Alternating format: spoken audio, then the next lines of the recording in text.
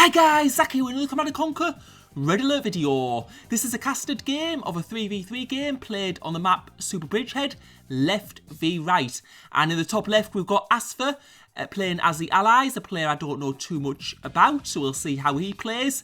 In the middle left we've got Brown Puddle, who is currently ranked in the top 10 in Quick Match, and he's playing as the Soviets as well. In the bottom left we've got a good Quick Match player called Eric RA95 playing as the Soviets, and in the bottom right we've got Carl, who's a player I don't know much about, going for a very risky strategy there. And we've got Saltpaid playing in the middle right. He's playing as the Soviets and he was ranked 3rd last season. And we've got Dead for a Minute in the top right, another good Quick Match player who's playing as the Allies. So we're going back to here to Carl, and you can see he's got a really risky strategy, not building a barracks, and we can see that Eric is going for infantry early. So this is bad news for Carl, because you can see those infantry are descending on his base, and Carl has absolutely nothing to defend with, and going for that MCV. So if he loses the construction yard, it is pretty much just game over. Getting another large power plant in there. I don't know if he was going to go for a Tesla coil, but you can see Eric's focused his attention now on the power plant, so I'm surprised he didn't go for the MCV. And now you can see that Carl is using his ore truck as a weapon against those infantry, and now they're going to get that ore refinery down, and it goes down. And I think he's only got that war factory now, and obviously that MCV that he's moved up north, but you can see Eric's now lost most of his infantry, but he's done an awful lot of damage to Carl's base, and Carl's going to need to get some power up quick and get another ore refinery. And you can see now Eric going for the service depot, so he's definitely going to go for the multi-MCV option, which I often see him do. What I would have personally done here is probably built 2 war factories, get 2 ore trucks out, and then go for tanks, and then we'd be able to clear him off quickly. You can see he's starting to build up a little bit now, but he still needs to get an ore refinery up, and he's been halted quite a lot. But we're going to have a look at what's happening in the north part of the map. We can see Asfer, he's got 2 war factories up, and we can see him building pillboxes to defend his base, and you can see Dead for a Minute coming in for the attack with 4 light tanks. Now you have to be careful, because sometimes if you lunge in, you can always get caught out by the counter. And we can also see that there's a medic there by Asfer. You don't usually see medics. I can't say I use them myself. They're usually very unpopular. But you can see Eric, a little bit of a mistake there, and losing 3 and almost that other tank. And now he's coming in with a bigger force of light tanks. And we need to see if Asfer can defend against this. Going for the war factory, but I don't think that's going to be too much good. And now he's going for the ore refinery, which is a better target because Asfer only has 1 ore refinery. He's been building pillboxes, so he hasn't had a chance to build any more ore refineries yet. And it goes down, and that is a big win for Dead for a Minute there. Now what I would have done is I would have not built that radar dome as soon as I lost that ore refinery. I would have sold one of the war factories and started building another ore refinery straight away, because you can see that Asfer doesn't have any money left. But if he'd cancelled that building and sold a war factory, he would have had enough to buy a ore refinery while he goes on this attack. Now we can see he's going for the power plants. If he goes for the power plants, he needs to get the MCV down as well, otherwise Dead for a Minute can just rebuild them. You can see him now going for the MCV. I'm going to see, and it goes down, and he's going for the remaining power plants. And there's 1 power plant left. If he can get that down, it's going to slow Dead for a Minute's building speed down a lot. But the problem is he hasn't got anything left at his base, and he's losing his tanks. And I think he should have pulled those, after he got that last power plant down, I think he should have pulled his tanks back, because at least at his own base he has some pillboxes, so he could defend a little bit better.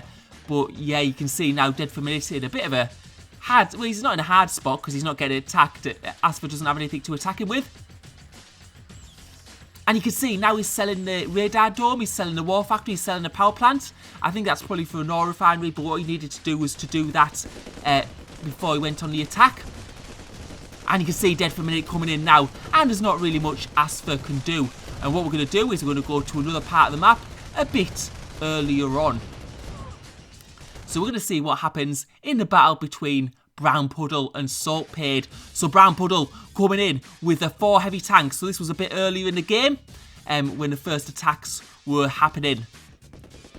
And those heavy tanks are coming in. You can see Salt is taking some heavy tanks forwards. And Brown Puddle just squashing those infantry at the front.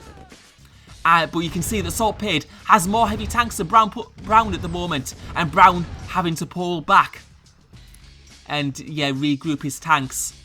So Saltpade getting probably in a better position at the moment. If I'm just looking at Brown's base, he's got 3 war factories. It looks like Salt's only got 2, but I think he's invested a bit better in the economy and probably able to utilise those 2 war factories a bit better than Brown's being able to. And you can see that Brown is starting to lose. I think he's got the inferior tank numbers, and you can see some of those. He's losing some of those tanks, and I think he's going to need to pull back soon. Although he's seeming, maybe those 3 war factories are starting to kick in now, because he's seeming to be quite even at the. And he's going for the ore refinery, so he's going to attack Salt's economy. But taking the ore truck out has meant that he's lost a few tanks, and now that Salt's got the upper hand, and now Salt's pushing him back, and Brown is in trouble. Although he's grouping up his tanks there, so Salt coming in for the attack. They're about even on heavy tank numbers, and let's see how this turns out. A good bit of micro there from Brown. He managed to get 2 heavy tanks out, for losing very little in the process. And now Salt is in trouble. It's like he's just his tank numbers aren't coming in. And you can see that Brown is building up a formidable force, and Salt is having to pull back. And we can see why. Salt's actually gone for multi MCVs. And he's gone for another. Yeah, he's gone for two MCVs, and that's a very risky strategy. When you're playing someone like Brown, I don't think you can afford to do that, because you can see now Brown has got the upper hand. He's got too many tanks, and Salt probably isn't going to be able to hold that. Maybe he could have been cheeky and got a single MCV out and managed to get that when he had the upper hand. But going for 2, I think that was a bit greedy for the economy. And you can see now Brown is going for the economy, which is the big weakness of the multi-MCV strategy, because it puts a huge strain on the economy.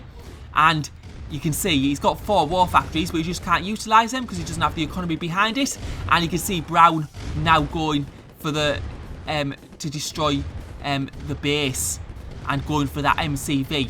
What we're going to do is we're going to go to another part of the map, and we're going to see how it went between Eric and Carl. So remember earlier, Eric did that early infantry attack on Carl and took out a lot of buildings, and now he's going for a second infantry attack. You can see Carl now with the ore refinery. So he's got a great economy. He's just not building much, and you can see Eric going in for another infantry attack, and it looks like he's going to go for the power plants again.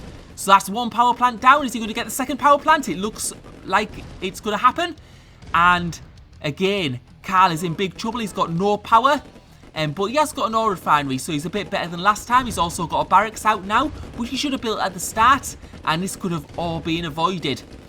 And you can see Eric going for the squash on Carl's infantry and getting rid of them early on. But losing that heavy, and Carl has lost that heavy tag. He's got another ore refinery out though, but he'll have to get more power plants. And you can see that Eric is in a bit of trouble actually, because he's only got 1 ore truck and he's out of ore. But he got that crate which had money, so that gives him 3,000 ore immediately. So that'll help him a lot, and you can see him getting another ore truck out, realising he has no economy at all. And he's also managed to build an ore refinery up there, and he's got another money crate, which has given him another 3,000 ore. So with a bit of luck, Eric had a bit of luck there and managed to get 6,000 ore, and that's managed to get his economy up and running. He's got 2 extra ore refineries, 2 extra ore trucks, and that's going to put him in a good position when building heavy tanks. So a bit of luck there. I think he's overspent on infantry at the start and didn't realise how bad situation his economy was in. So when he went multi-MCV, he had nothing to spend. And you can see Carl stacking up the ore. He's going to need an extra war factory to build more heavy tanks.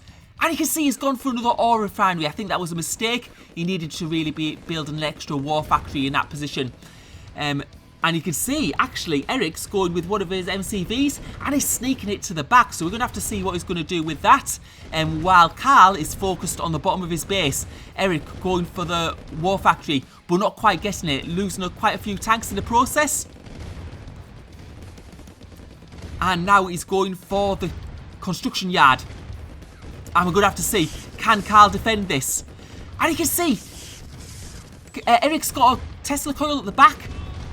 And yeah, Carl really should have had like another war factory. And if he'd had another war factory, he wouldn't have lost that MCV there because he would have had more tanks to defend. So that was a misplay from Carl. But you can see Eric's got 2 Tesla coils in the back and they're going to be taking out Carl's economy. So Carl's in a bad situation now. A very, very bad situation. And you can see he's going for the counter on Eric's base. And you can see Eric building another Tesla coil there. So he's just Tesla'd up behind Carl's base and denying him from some of that ore. And you can see we're back with Brown Puddle. We've caught up now.